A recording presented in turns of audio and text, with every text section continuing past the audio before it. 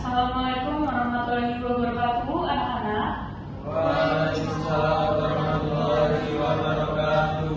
Baik, selamat pagi, salam sejahtera semuanya. Hari ini kita akan memulai mata pelajaran sosiologi. Sebelumnya saya akan mengabsen satu-satu dahulu. Yang bernama Syahrul, Hadir Bu. Kade, Hadir Bu. Nabil, Hadir Bu. Amanda, Hadir Bu. Sylvie. Hadir Bu. Baik, karena semuanya telah hadir, kita langsung masuk saja pada materi kita pada hari ini. Seperti yang kalian ketahui, materi kita pada hari ini adalah perubahan sosial. Nah, di sini perubahan sosial itu akan membahas suatu kasus yang mendalam dan analisis secara mendalam juga. Nah, saya sudah memberikan kalian sebuah studi kasus, mohon dilihat di grup, saya sudah kirimkan. Saya akan bacakan juga ya studi kasusnya biar kalian lebih mengerti, lebih tahu seperti ini kasusnya. Desa Mulia Sari yang dulu mayoritas warganya bekerja sebagai petani kini mulai berubah. Setelah adanya pembangunan jalan tol dan akses internet, banyak warga yang beralih profesi menjadi pelaku usaha online dan penginapan. Generasi mudanya pun banyak merantau ke kota. Nah, baik, secara abstrak kita sudah lihat tuh ada perubahan ya gitu. Jadi di sebuah desa yang awalnya petani, nah karena sudah berkembangnya teknologi internet, jalan tol, jadi banyak yang beralih profesi. Baik, karena saya sudah memberikan waktu yang cukup untuk kalian menganalisis tadi kasus, saya juga akan memberikan gambar secara besar sebenarnya kasus ini arahnya kemana gitu.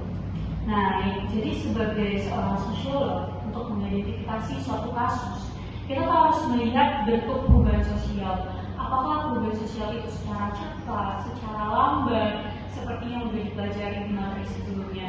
Nah, kasus yang kita saat ini sedang analisis itu tuh termasuk kasus perubahan secara cepat ataupun revolutif. Karena kan perkembangan infrastruktur, pengembangan teknologi itu secara cepat. Nah, lalu ketika kita sudah tahu bentuk perubahan sosialnya, kita harus pahami dulu apa sih faktor penyebabnya dari perubahan sosial ini. Apakah itu dari internal atau eksternal?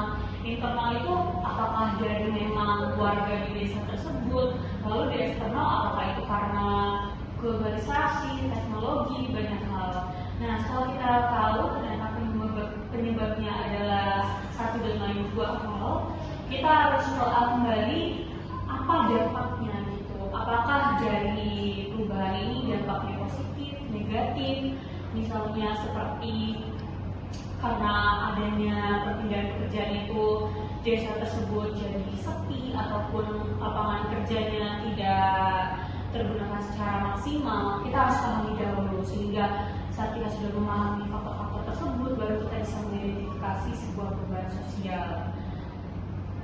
Bu, saya izin bertanya. Baik, silahkan Syahrul. Saya masih bingung nih Bu, faktor internal sama eksternal dalam perubahan sosial itu gimana? Baik, pertanyaannya sangat bagus. Sudah saya bilang tadi ada dua kan, eksternal dan internal. Nah, menurut kamu tuh apa sih penyebab dari perubahan sosial kasus yang telah kita analisis ini?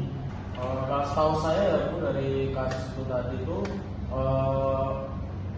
perubahan internal yang ada di desa Mulyasari itu perkembangan internet yang udah maju gitu Bu.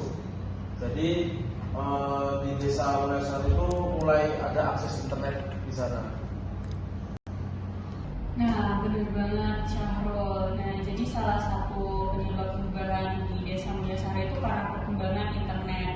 Nah, kalau kita analisis kembali perubahan teknologi internet yang secara signifikan itu tuh adalah salah satu contoh penyebab eksternal. Mengapa demikian? Karena itu tidak disebabkan oleh warga desa itu sendiri ataupun karena hal yang ada di desa tersebut, tapi itu karena pengaruh luar ataupun globalisasi. Nah, yang kita ada ketahui di materi-materi sebelumnya, globalisasi itu adalah salah satu fenomena yang nggak bisa dihindari dan harus diterima, namun harus ada filterisasi. Nah, jadi begitu Syahrul, bagus banget pertanyaannya. Jadi untuk individu lainnya boleh dianalisis kembali akan menunggu jawaban kalian masing-masing. Baik, karena saya sudah memberikan waktu yang sangat cukup, di sini saya akan memanggil satu siswa untuk mempresentasikan dari analisis kasus tersebut. Kepada Nabil, siap untuk presentasi? Siap, Bu. Baik, ya. Baik, sebelumnya izin ya Bu dan teman-teman semuanya, hasil dari kesimpulan dari kelompok saya, kelompok kami itu menyimpulkan bahwa perubahan sosial di desa tersebut itu bersifat revolutif karena berlangsung cepat akibat pengaruh eksternal seperti teknologi dan pembangunan jalan tol. Nah, di situ juga terdapat dampak positif seperti ekonomi masyarakat meningkat, namun ada juga dampak negatifnya seperti terjadi perubahan pola interaksi sosial dan berkurangnya kebersamaan antar warga. Terima kasih ya Bu. Baik, sama-sama Nabil. Baik, karena tampaknya kalian juga sudah mengerti perubahan sosial itu apa, kalian sudah bisa menganalisis. Namun tentunya sebagai seorang sosiolog kita perlu pemahaman yang mendalam. Jadi saya akan memberikan kalian tugas untuk menganalisis satu kasus tentang perubahan sosial. Itu bisa dari lingkungan rumah, sekolah, ataupun yang lainnya. Baik, ada yang ingin bertanya tentang tugas yang saya berikan? Bu, boleh kalau kami meneliti perubahan gaya belajar siswa setelah ada media digital?